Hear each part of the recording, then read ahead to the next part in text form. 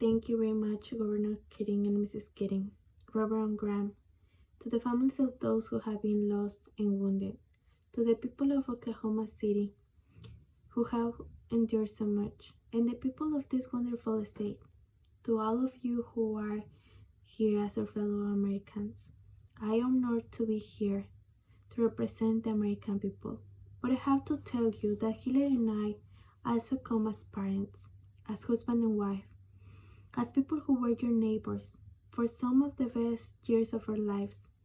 Today, our nation joins with you in grief. We mourn with you. We share your hope against hope that some might still survive. We thank all those who have worked so heroically to save lives and to solve this crime.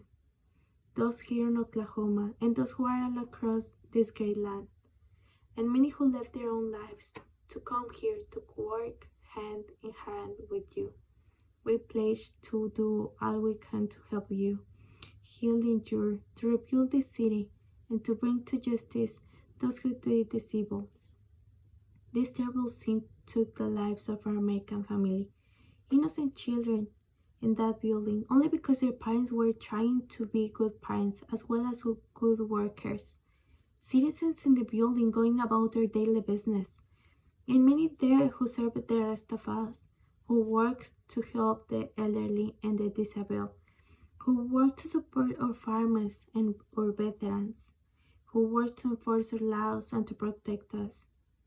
Let us say it clearly, they serve us well, and we are grateful. But for so many of you, they were also neighbors or friends.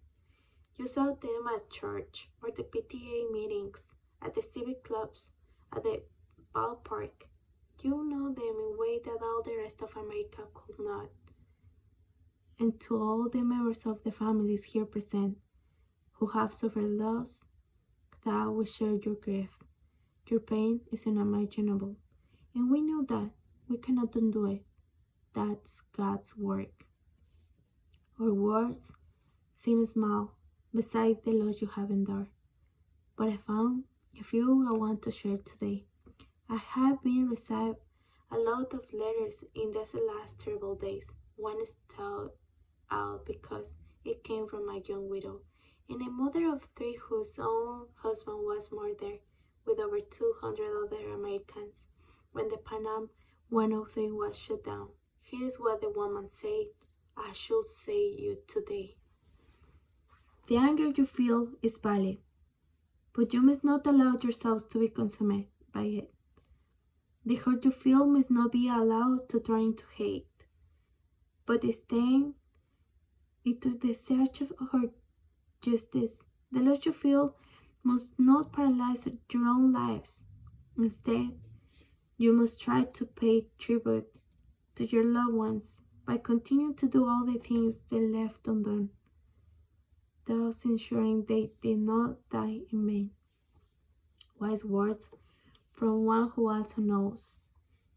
You have lost too much, but you have not lost everything, and you have certainly not lost America, for we will stand with you for as many tomorrows as it takes. You have lost too much. If ever we need evidence of that, I could only recall the words of Governor and Mrs. Keating. If anybody thinks that Americans are mostly mean and selfish, they ought to come to Oklahoma. If anybody thinks Americans have lost their capacity for love and caring and courage, they ought to come to Oklahoma. To all my fellow Americans beyond this hall, I say, one thing we owe those who have sacrificed is the duty to purge ourselves of the dark forces which gave rise to this evil. They are forces that threaten our common peace, our freedom, our way of life. Let us teach our children that the God of comfort is also the God of righteousness. Those who trouble their own house will inherit the wind. Justice will prevail.